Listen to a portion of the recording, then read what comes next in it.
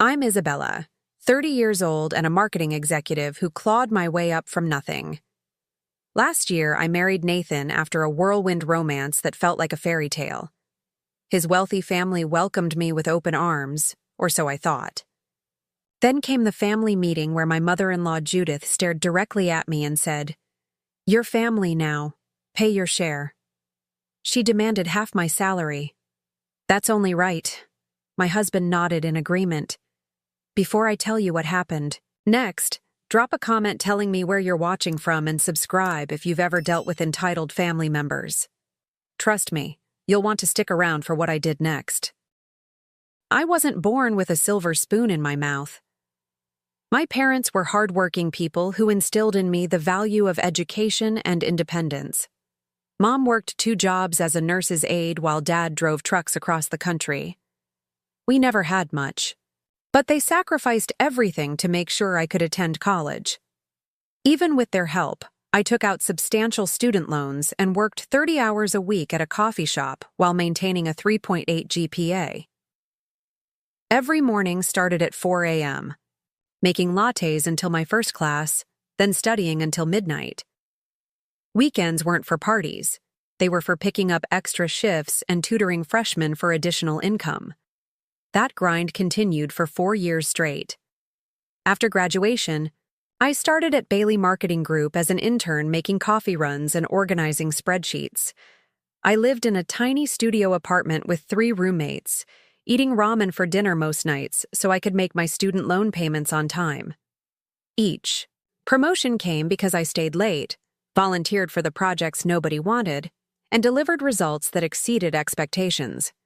6 years of relentless work later, I became the youngest executive in the company's history. I met Nathan at the annual Marketing Innovation Conference in Chicago. He represented his family's investment firm, Campbell Investments, looking to expand their marketing division. I noticed him during my presentation on digital strategy transformation. While most attendees were taking notes, Nathan maintained unwavering eye contact, a slight smile playing on his lips. During the networking hour afterward, he approached me with 2 glasses of champagne. "Your presentation was brilliant," he said, handing me a glass. "You managed to make ROI metrics sound poetic." Nathan was undeniably charming with his deep blue eyes, perfectly styled brown hair, and tailored suit that screamed old money. His confidence was magnetic, and his attention made me feel special.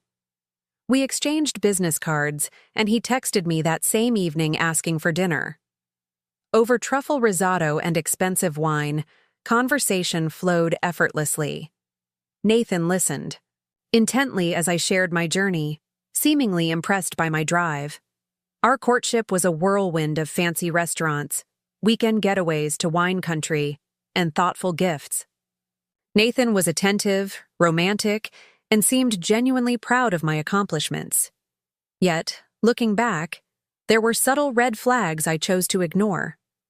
When I mentioned wanting to save for a down payment on a condo, he laughed lightly and said, "Why worry about real estate when you could just marry into it?" I took it as a joke at the time. 3 months into dating, Nathan invited me to meet his family at their lake house. The Campbell estate was breathtaking, a sprawling property with private beach access and a boathouse bigger than my apartment. His parents, Walter and Judith Campbell, greeted me with practiced warmth that didn't quite reach their eyes. Judith, immaculately dressed in designer clothes with not a platinum hair out of place, hugged me while assessing every inch of my department. "Store outfit. Marketing executive at 30? How enterprising of you," she said. Though I always found corporate careers so exhausting, I chose family instead. Her tone suggested one choice was clearly superior. Throughout the weekend, I noticed how the family operated. Walter controlled all conversations about money. Nathan deferred to his father on every decision. His sister Rebecca and her husband, Daniel, seemed to exist in a strange limbo of financial dependency and reluctant gratitude. Everyone praised the family business like it was a religion. Despite the undercurrents, Nathan proposed 6 months later with a family heirloom ring. "Join our family," he said, "not build a life with me." Still, I was in love and said yes. The wedding was lavish, paid for entirely by the Campbells with minimal input from me or my parents, who felt distinctly out of place among the country club crowd. The first few months of marriage were happy. We moved into a beautiful condo that Nathan owned, or rather was owned by a Campbell family trust. I continued excelling at work while Nathan handled accounts for select family clients. Yet subtle changes began. Nathan started suggesting I didn't need to work such long hours. He questioned my business trips. When my year-end bonus came, he immediately brought up renovating the kitchen with our money. "We should combine all our accounts," he suggested one evening. "That's what married couples do." I hesitated, having always maintained my financial independence. "Maybe we can keep some separate accounts for personal expenses?" His face tightened momentarily before relaxing into a smile that didn't reach his eyes. "Whatever makes you comfortable, sweetheart. We have plenty of time to become a proper family." Looking back, I should have recognized that controlling financial decisions wasn't just a quirk of Nathan's personality. It was the Campbell family business model, and I was their newest acquisition. The first real test of our marriage came 8 months in when Nathan lost his job. The investment firm he worked for, outside the family business, underwent restructuring and eliminated his entire department. I found him sitting in our dark living room one evening, tumbler of whiskey in hand. "They let everyone go," he said flatly, "effective immediately." My heart went out to him. I knew how much he valued his independence from the family business, even if it was largely symbolic. I sat beside him, taking his hand in mine. "We'll be okay," I assured him. "My job is secure, and you're incredibly talented. You'll find something even better." For the first month, I supported him emotionally and financially without complaint. I took on extra projects at work to ensure our income remained stable. Nathan spent his days supposedly updating his resume and networking, though I rarely saw evidence of actual job applications. Whenever I suggested opportunities, he found reasons why they weren't suitable. "That position is beneath my qualifications," or "that company has a terrible culture," became common responses. When his father called offering a position at Campbell Investments, I expected Nathan to continue his stated goal of building his own career path. Instead, he hesitated. "It's complicated," he said when I asked why he wouldn't interview elsewhere. "The family business is going through some transitions. Dad might need my help specifically." Despite my encouragement to explore all options, Nathan grew increasingly resistant to job searching outside the family fold. Meanwhile, our expenses mysteriously increased. Nathan insisted on maintaining our lifestyle, which included country club memberships, weekly dinners at expensive restaurants, and his golf outings, with important connections. When I gently suggested cutting back until he found employment, he looked genuinely confused. "Why would we decrease our standard of living? Your salary covers the basics." I was stunned. My executive salary was indeed substantial, but it wasn't designed to support 2 people living luxuriously while also saving for our future and paying my student loans. Still, I didn't push the issue, not wanting to hurt his pride during a vulnerable time.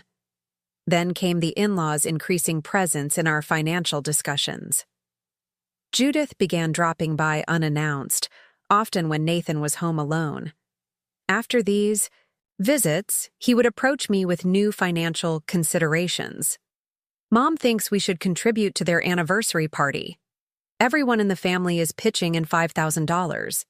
Dad mentioned their investment group has an opportunity, but we'd need to put in at least $10,000 to participate." Each time I would ask questions about the details, return on investment, or why his unemployed status didn't exempt us from these family obligations. Nathan would become defensive. This is how families support each other. The Campbells take care of their own. My promotion at work should have been purely celebratory. After landing 3 major clients and developing a revolutionary campaign strategy, Bailey Marketing made me Chief Marketing Strategist with a 40% pay increase. I was ecstatic and called Nathan immediately. "That's great, babe," he said, his enthusiasm noticeably muted. "We should celebrate. I'll make dinner reservations at La Maison." That evening, rather than focusing on my achievement, the conversation quickly turned to what my increased salary meant for our future. Nathan had apparently already discussed my promotion with his parents. "Mom and Dad are so impressed," he said, swirling expensive red wine in his glass. "Dad said this is perfect timing since the annual family investment pool is coming up. With your raise, we can finally contribute our fair share." I nearly choked on my wine. "Annual family investment pool? You've never mentioned this before," Nathan waved dismissively. "It's just something we've always done. Everyone contributes based on their capacity, and the family financial advisor invests it collectively. The returns have been excellent." "And how much would our fair share be?" I asked cautiously.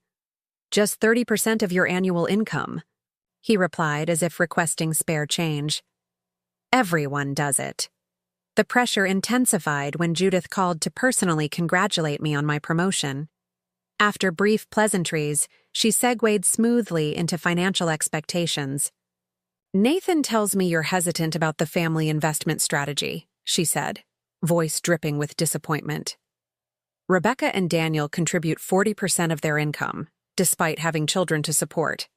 Family commitments should always come first, Isabella." I felt increasingly uneasy, but tried to maintain boundaries without creating conflict. "I'm still adjusting to our new financial situation with Nathan between jobs. Once things stabilize, we can discuss long-term investment strategies." Judith's tone chilled. "Campbell family members understand sacrifice for the greater good. I thought you shared our values when you married my son."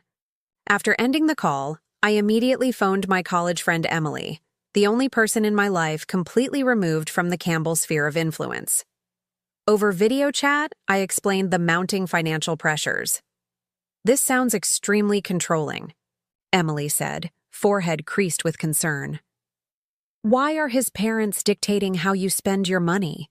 And why is Nathan okay with this?" "They frame everything as family tradition or Campbell values," I explained. "Questioning it makes me the outsider who doesn't understand family loyalty." Emily's expression hardened. "Isabella, this isn't normal. Married couples make financial decisions together, not with an entire extended family committee." Her words resonated, but the situation escalated before I could fully process them. Nathan announced that his parents had scheduled the annual Campbell financial planning session for the following weekend. All family members were required to attend. "It's just a formal dinner where Dad reviews the family financial goals," Nathan explained, avoiding eye contact. "Nothing to worry about." But as the date approached, Nathan grew increasingly anxious, checking my work schedule multiple times to ensure I couldn't claim a conflict. He even laid out my outfit the night before, a conservative blue dress that Judith had once complimented. His behavior triggered a growing sense of dread that kept me awake that night, staring at the ceiling and wondering what exactly awaited me at this casual dinner. The Campbell estate looked particularly imposing that evening as Nathan and I drove through the wrought iron gates. Several luxury cars already lined the circular driveway, indicating the entire extended family had arrived before us. I thought, "This was just your immediate family," I said, noting at least 8 vehicles. Nathan shifted uncomfortably in the driver's seat. "Dad sometimes includes Uncle Robert and Aunt Kathleen for financial discussions, and Cousin William works in accounting, so he provides valuable input." The knot in my stomach tightened. This wasn't sounding like any family dinner I'd ever attended. Judith greeted us at the door in a formal black dress, pearls gleaming at her throat. "You're the last to arrive," she said, checking her diamond-encrusted watch. Walter was about to begin. "Begin what?" I wondered as she ushered us through the marble foyer into the formal dining room. The scene that awaited wasn't a casual family meal, but what looked like a corporate board meeting. The long mahogany table was set with leather portfolios at each place, rather than dinner plates. Walter stood at the head, remote control in hand, a projection screen lowered behind him displaying a PowerPoint titled Campbell Family Financial Overview 2023. Rebecca and Daniel sat stiffly on one side, alongside elderly Uncle Robert and Aunt Kathleen. Cousin William had a calculator and laptop open. Two people I'd never met occupied the far end with notepads ready. Everyone looked up as we entered, their expressions a mixture of impatience and something that felt uncomfortably like anticipation. "Ah, Nathan and Isabella have arrived," Walter announced. "We can begin properly now." Nathan guided me to the two remaining seats near Walter. As we sat, I noticed my name printed on the leather portfolio. Opening it revealed meticulously prepared spreadsheets detailing my company, position, salary, projected career trajectory, and recent promotion details. My private financial information was displayed for everyone to see. "How did you get this information?" I whispered to Nathan, shock and anger rising. He squeezed my hand in warning. "Not now," he muttered. "Just listen." Walter began his presentation, with charts showing the Campbell family enterprise structure, a complex web of businesses, investments, and property holdings. He spoke at length about legacy planning and collective family advancement, phrases that seemed to carry weighted meaning for everyone but me. "Now let's review individual contributions," Walter continued, clicking to a new slide. "Rebecca and Daniel have maintained their 40% contribution rate despite daycare costs increasing for the children. Their dedication to family advancement is commendable." Rebecca smiled tightly while Daniel stared at his hands. Walter clicked again, revealing a slide with Nathan's name and a conspicuously empty contribution column. "Nathan's employment transition has temporarily affected his contribution capacity," Walter stated, voice neutral, but eyes sharp. "However, the Campbell family always adapts to support its members through challenging times." The next slide featured my name complete with salary details and a projection of my future earning potential. A large red circle highlighted my recent promotion and raise. "This brings us to our newest family member, Isabella," Walter continued, nodding in my direction. "Your professional success presents an opportunity to meaningfully participate in family financial advancement for the first time." The room's attention shifted to me, the weight of their collective gaze suffocating. Judith leaned forward, perfectly manicured nails tapping against the table. "Your family now, Isabella," she declared. "Pay your share. The Campbell family pool requires 50% of your income." The silence that followed felt eternal. I looked at Nathan, expecting him to defend me or express shock at this outrageous demand. Instead, he nodded in agreement. "That's only right," he said, avoiding my eyes. "We all contribute what we can." Blood rushed to my ears as betrayal washed over me. 50% of my income. Half of everything I'd worked for, demanded by people who'd contributed nothing to my success. My hand trembled slightly as I closed the portfolio containing my financial information, obtained without my knowledge or consent. "This is quite unexpected," I managed to say, fighting to keep my voice steady. "I'll need time to consider such a significant financial commitment." Judith's smile tightened. "There's nothing to consider. Campbell family members pool resources. It's how we've built our legacy." Uncle Robert nodded sagely. "When I married Kathleen, my first bonus went entirely to the family fund. Didn't question it for a moment." "And look at Rebecca and Daniel," Judith continued. "They contribute faithfully despite having 2 children in private school." Rebecca's smile didn't reach her eyes. Something in her expression hinted at a deeper story, a resignation that sent a chill through me. Walter clicked to another slide showing a family tree with financial figures beside each name. "Every Campbell contributes according to their ability. With your recent promotion, your ability has significantly increased." The family business's financial struggles became apparent as Walter continued his presentation. Reading between the lines of corporate jargon, it seemed the Campbell Investments had overextended itself on several ventures. They weren't asking for my contribution, they were depending on it. Nathan placed his hand over mine in what appeared to others as a supportive gesture, but I felt the pressure in his fingers. "Sweetheart, we discussed supporting the family. This is what that looks like." We had never discussed anything of the sort. The room seemed to close in around me as I realized the magnitude of the manipulation at play. This wasn't a sudden decision, but a carefully orchestrated plan, perhaps in motion since Nathan first approached me at that conference. "I need some time to process this," I said finally, surprising myself with how calm I sounded despite the storm raging inside me. "There's nothing to process," Judith said sharply. "This is a family obligation." A moment of clarity struck me as I looked around the table at the expectant faces. This was a test, one designed for me to fail unless I capitulated completely. But I hadn't climbed from poverty to executive leadership by surrendering at the first sign of intimidation. "I understand family obligations," I replied carefully. "But I also believe in thorough financial planning. I'll need to review how this affects our household budget, retirement savings, and my student loan repayment schedule.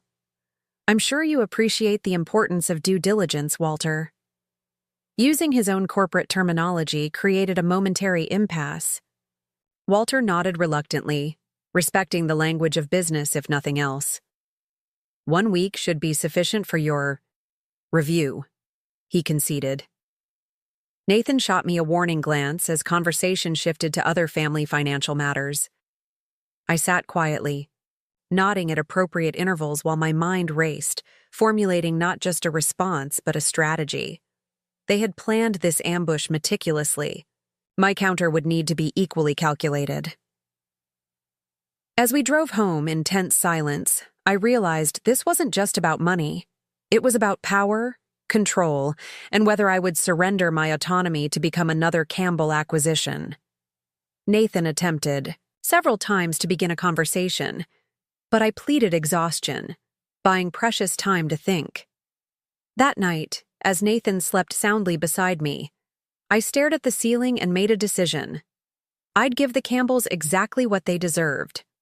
A response that would leave them speechless.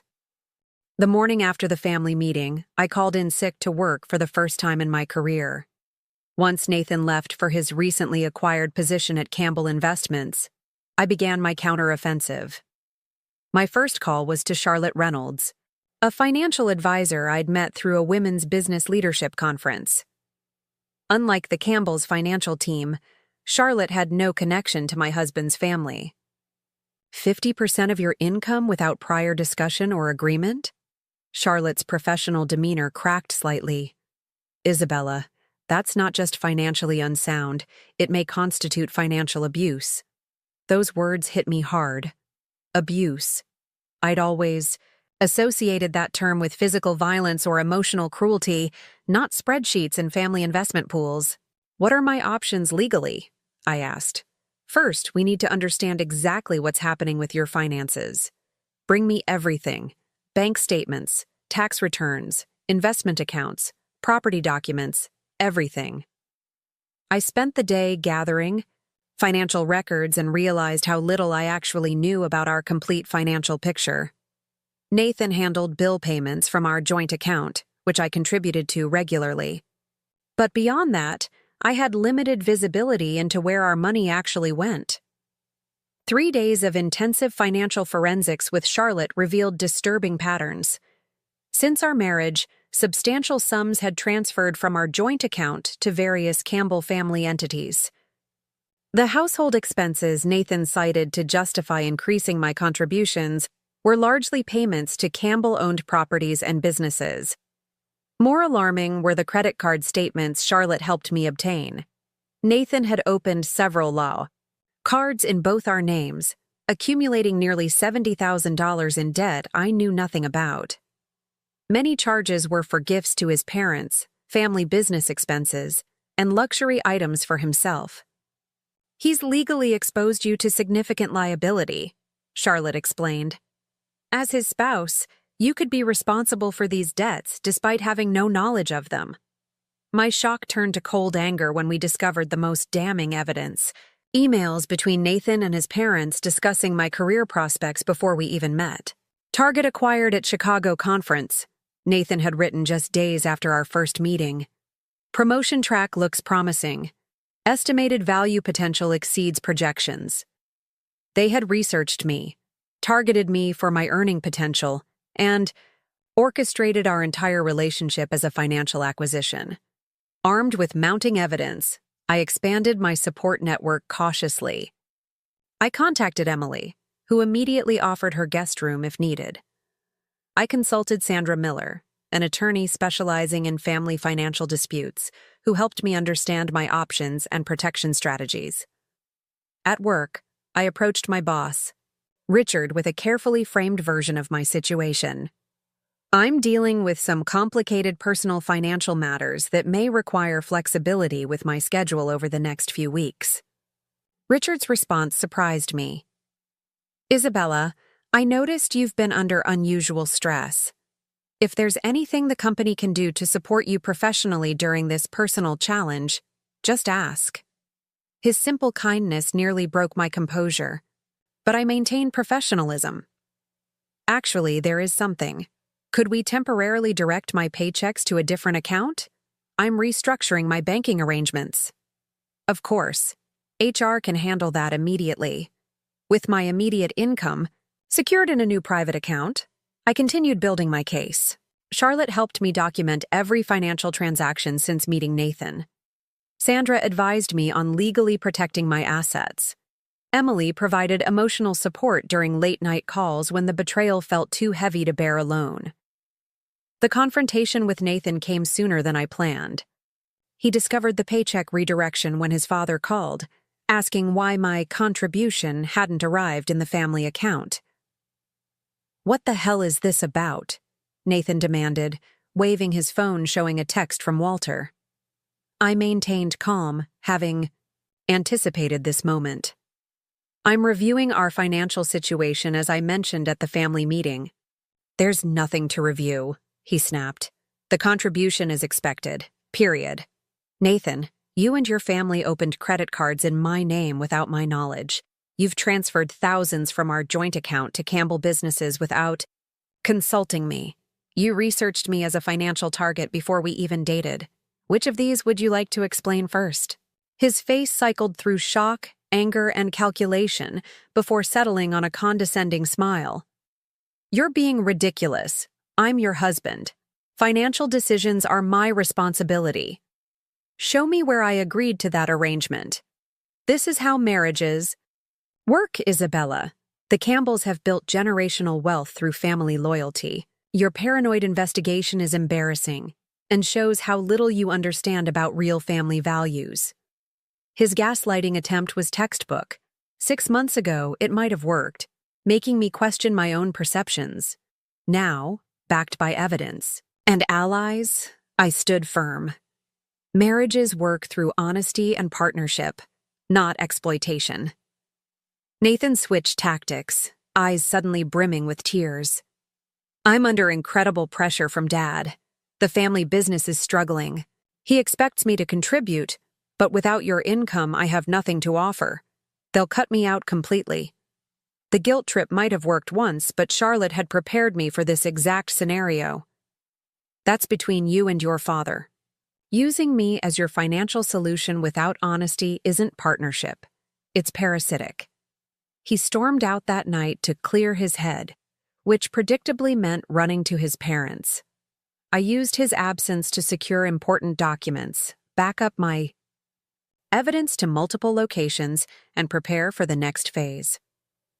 The following day brought the discovery that completed my understanding of the Campbell family operation.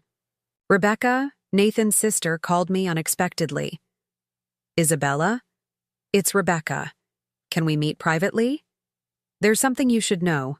We met at a cafe far from Campbell territories."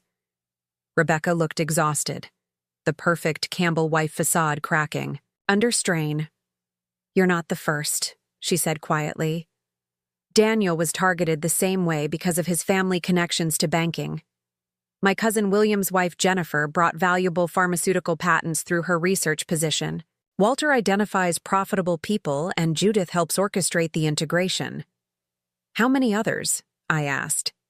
"At least 5 marriages in the extended family. Once you're financially entangled and emotionally invested, it's nearly impossible to leave without losing everything."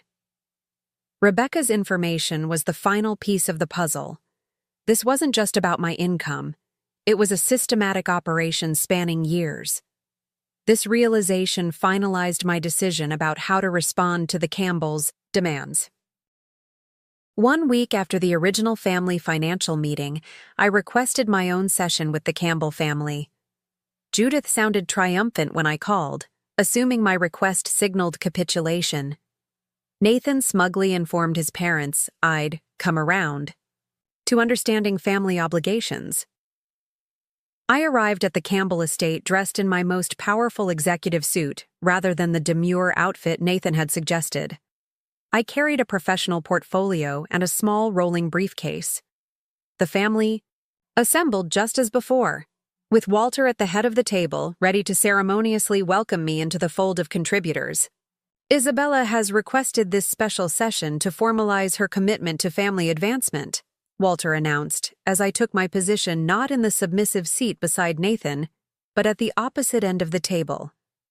"Thank you, Walter," I said, my voice steady and professional. "I appreciate everyone making time for this discussion." I withdrew a laptop from my briefcase and connected it to their projection system with a confidence that momentarily silenced the room. The PowerPoint title slide read, "Financial Autonomy and Partnership Expectations." After careful consideration of the Campbell family financial proposal, I've prepared a comprehensive response, I began, clicking to the first content slide titled, "Financial Independence in Marriage." "Last week you introduced me to the Campbell approach to family finances. Today I'll share my perspective on financial partnership and autonomy." Judith's smile faltered as she realized this wasn't the simple agreement she expected. Nathan shifted uncomfortably, while Rebecca watched with poorly concealed interest. I methodically presented slides defining healthy financial boundaries in marriage, statistics on financial abuse, and legal frameworks protecting individual assets. The family's expressions shifted from confusion to indignation as they realized this was not a surrender, but a counteroffensive. "These academic definitions are irrelevant to family business," Walter interrupted. "We have traditions that supersede conventional arrangements." "I respect traditions, Walter, which is why I've thoroughly examined the Campbell family financial history." I clicked to a slide showing a timeline of the family's business activities, including the strategic marriages Rebecca had confirmed. Nathan's face paled. "Isabella, this is inappropriate." "What's inappropriate is conducting financial due diligence on prospective spouses as acquisition targets," I replied evenly, revealing the email where Nathan had referred to me as a target with value potential. Gasps. Around the table suggested not everyone had been privy to this aspect of the Campbell strategy. Aunt Kathleen looked particularly disturbed, glancing accusingly at Uncle Robert. Judith attempted to regain control. "You're misinterpreting perfectly normal family communications." "Am I?" I clicked forward to documentation of the unauthorized credit accounts opened in my name, the systematic transfers from our joint account to Campbell businesses, and the correlation between my promotion timeline and the sudden urgency of family contributions. "This is a complex business arrangement, disguised as family tradition," I continued, "and while I agreed to marry Nathan, I never consented to financial absorption by Campbell Investments." Nathan stood abruptly. "Enough. You're my wife. Your financial decisions should align with mine." "That's exactly what we need to discuss." I turned to face him directly. "I see 2 options forward: marriage counseling with financial transparency and revised boundaries, or divorce with full financial separation." The ultimatum landed like a bomb in the meticulously controlled Campbell environment. Judith's perfectly composed facade cracked as she slammed her hand on the table. "This is absurd. Nathan, control your wife." "He can't control what he doesn't own," I replied calmly. "And that includes my income, career, and financial decisions." Walter had remained surprisingly quiet, studying my presentation with the calculation of a businessman recognizing a formidable opponent. "You've clearly put considerable thought into this analysis," he said finally. "What exactly are you proposing?"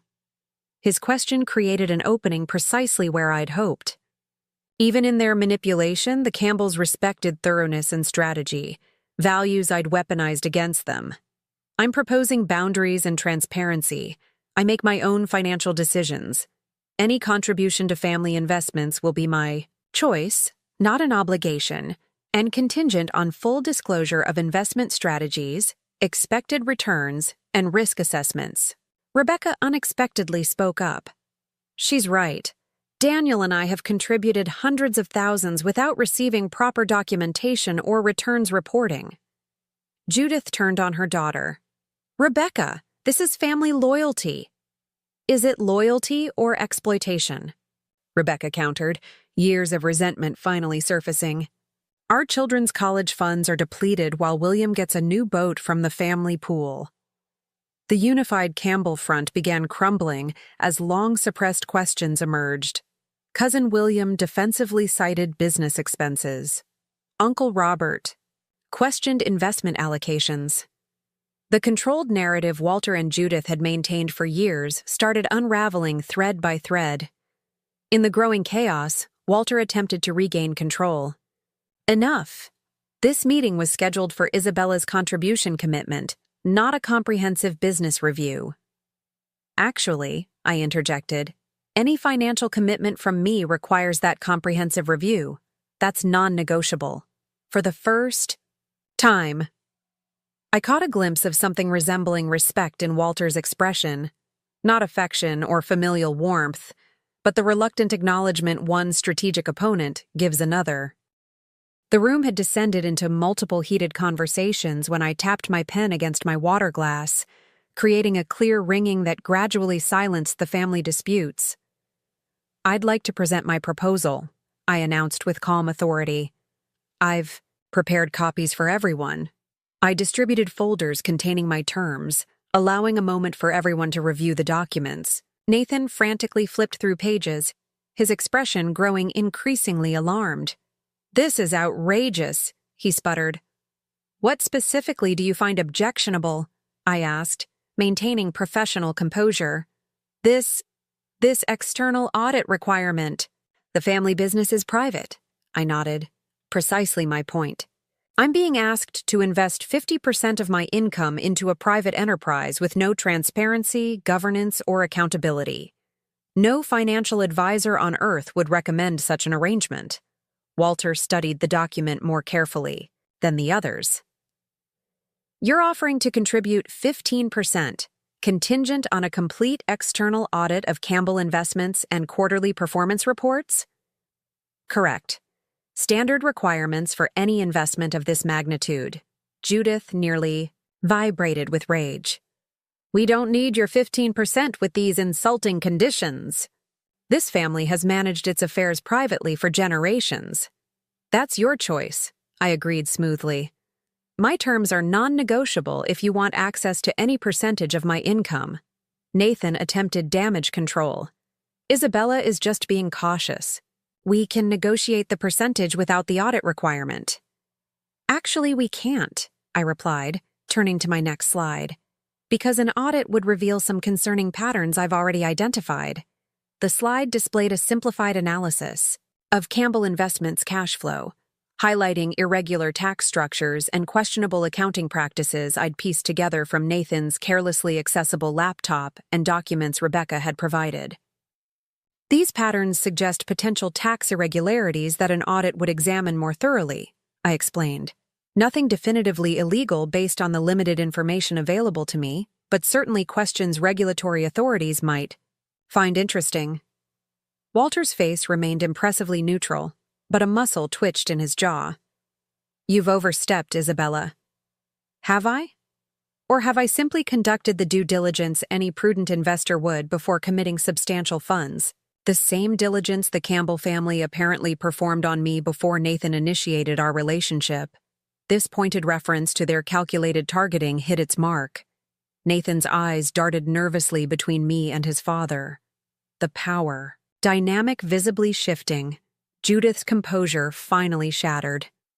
"This is precisely why we vet potential spouses, to prevent gold diggers from threatening the family structure." "Gold digger," I repeated with genuine amusement. "I'm the one refusing to hand over my income. Your son married me for my earning potential after your family researched my career trajectory. Which of us is mining for gold, Judith?" "We protect family interests." Jennifer questioned things too. "And look where that got her divorce settlement." "Nothing!" Judith's outburst revealed more than she intended. Nathan tried desperately to regain control. "Mom, please. Don't. Mom, please me. Your father expects results. The Madison property development needs capital. Your contribution quota comes from somewhere, and if not her salary, then where?" The room fell silent as Judith's meltdown inadvertently confirmed everything. Walter closed his eyes briefly. Decades of careful manipulation exposed by his wife's emotional outburst. Walter finally spoke, his voice measured. "Perhaps we should adjourn to consider Isabella's proposal." "There's nothing to consider," I replied. "My terms stand. 15% contribution with full transparency and external audit, or 0% with complete financial separation between me and all Campbell family entities." Nathan turned to me, desperation evident. "Isabella, be reasonable. You're my wife." "Yes, I am. Not a Campbell acquisition. Not an asset to be liquidated for family benefit. Your wife, supposedly your partner, and partners don't exploit each other. We can work this out privately," he pleaded. "Like you worked out those credit card accounts privately? Or the transfers from our joint account?" I maintained steady eye contact, refusing to be manipulated by his practiced charm. Walter cleared his throat. "Isabella, would you be willing to continue this discussion with just myself and Nathan? Perhaps we can find a compromise." "There's no compromise on financial autonomy, Walter. My boundaries aren't negotiable, only the specific terms of potential investment if those boundaries are respected." Walter's business instincts recognized the immovable position I'd established. "I see." Rising from my seat, I gathered my materials methodically. "I'll leave you to discuss as a family. Nathan, I'll be at Emily's tonight. You have my proposal. The choice is yours. Respect my financial autonomy, or proceed with separate lives." Nathan looked genuinely panicked for the first time. "You're giving me an ultimatum?" "I'm giving you clarity, something your family never gave me." I closed my briefcase with finality. I refuse to be another Jennifer, Rebecca, or Kathleen, gradually stripped of independence to fuel the Campbell machine.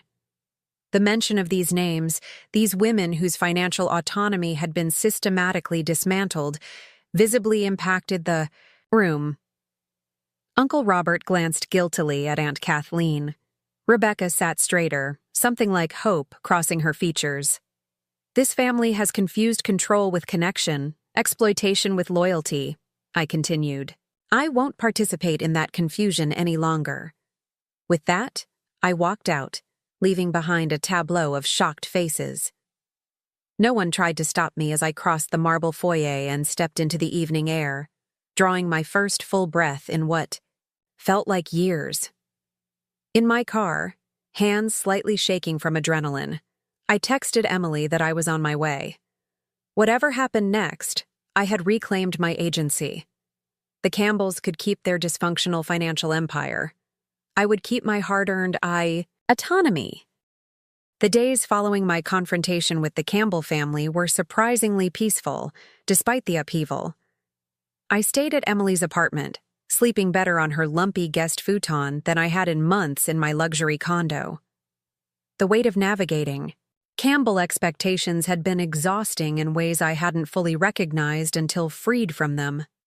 Nathan called repeatedly, texts cycling through anger, guilt-tripping, and eventually negotiation. Walter sent a formal email proposing modified terms that still preserved Campbell control while creating an illusion of transparency. Judith remained silent, her weaponized charm rendered ineffective against someone who had seen behind the curtain.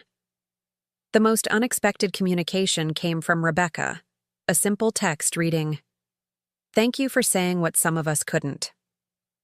Week after my ultimatum, Nathan requested to meet at a neutral location, a coffee shop downtown. He arrived looking uncharacteristically disheveled, the Campbell polish tarnished by stress. "I've been thinking about everything you said," he began, after awkward greetings. "You're right that there's been deception, but I truly do love you, Isabella. That wasn't fabricated." "Love without respect isn't love," I replied simply. "Did you respect me when researching my income potential before approaching me? When opening credit cards in my name? When agreeing to surrender half my salary without consultation?" Nathan flinched. "My relationship with my parents is complicated.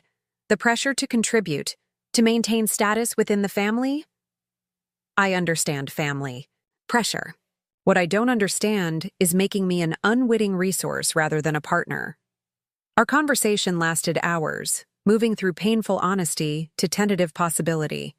Nathan revealed his own struggles with Campbell expectations, the constant measurements against shifting standards, the conditional love tied to financial performance. "It's all I've ever known," he admitted. "Financial worth equaling personal worth." His vulnerability seemed genuine, but experience had taught me to verify, not trust blindly. If we have any chance moving forward, we need complete financial separation for at least 6 months, weekly couples counseling, and your commitment to establish boundaries with your parents. Nathan agreed to all terms, though whether from genuine change or temporary accommodation remained to be seen. Time would tell if he could truly extract himself from toxic family patterns. The professional fallout was minimal, to my relief. My boss Richard was supportive, even implementing company-wide financial wellness seminars after I shared a sanitized version of my experience. My performance remained excellent, perhaps even improved without the constant drain of Campbell machinations. More surprising was the aftermath within the Campbell family itself. My stand created fissures that widened into significant cracks in their unified front. Rebecca and Daniel implemented their own financial boundaries, reducing contributions and requesting documentation. Aunt Kathleen began questioning long-accepted family financial traditions. The carefully constructed hierarchy Walter and Judith had maintained for decades began wobbling under scrutiny. Walter ultimately respected my terms, though not from ethical awakening but pragmatic recognition of potential legal and regulatory consequences if I shared my findings more widely. Our interactions remained strictly businesslike on the rare occasions we met. Judith never forgave what she perceived as betrayal of family loyalty. To her, my boundary setting represented a fundamental character flaw rather than healthy self-protection. Her disapproval became a strange badge of honor, confirmation I'd disrupted a system that shouldn't have existed. The most meaningful development came 6 months after my confrontation. Rebecca invited me to lunch, bringing her friend Jennifer, the pharmaceutical researcher Judith had inadvertently mentioned during her outburst. "Your stand inspired me to rebuild," Jennifer explained. "I lost nearly everything financially when I divorced William, but hearing how you confronted them gave me courage to fight for my patent rights." This connection led to an informal support network for others affected by financial control dynamics, not just within the Campbell sphere, but beyond. We shared resources, recommended financial advisors and attorneys, and provided emotional support during difficult transitions. Nathan and I rebuilt slowly, testing the foundations of honesty and respect. Sometimes I wondered if the charming man I fell for was real or performance, if genuine change was possible after lifelong conditioning. Those questions remained partially unanswered. Our relationship a continuous work in progress, rather than a neatly resolved narrative. The most profound change occurred within me. Growing up with limited means had made financial security precious, something to protect at all costs. The Campbell experience taught me that true security comes not just from money, but from autonomy, transparency, and genuine partnership. I realized that wealth without agency is another form of poverty. Prestigious addresses and luxury brands mean nothing if you've surrendered your voice in the process. The appearance of affluence often masks insidious control, golden handcuffs that tighten so gradually you don't notice until they're locked. Today, I protect my financial independence, not from fear but self-respect. I contribute to joint expenses and investments with Nathan based on clear agreements and transparent accounting. Our financial discussions might seem excessively documented to outsiders, but that structure has rebuilt trust between us. My experience changed how I mentor younger women in my industry as well. Beyond career guidance, I emphasize financial literacy, boundary setting, and recognizing manipulation tactics. Your earning potential belongs to you first, I tell them. Partnership means shared decisions, not surrendered autonomy. Sometimes I reflect on how close I came to being absorbed into the Campbell system. One moment of weakness, prioritizing peace over protection, could have locked me into their carefully constructed machine. The love I felt for Nathan nearly blinded me to the slow erosion of my independence. The most important lesson wasn't about money management, but recognizing that true family supports your growth rather than exploiting your success. Family isn't measured by what you contribute financially, but how you're valued completely, unconditionally. Have you ever felt pressured to compromise your financial independence for relationship harmony? Leave a comment sharing your experience. If this story resonated with you, please like and subscribe to hear more journeys of reclaiming personal power. Share this with someone who might need permission to establish their own financial boundaries. Remember, your value isn't measured by what others can extract from you, but by the boundaries you have the courage to maintain. Thank you for listening to my story.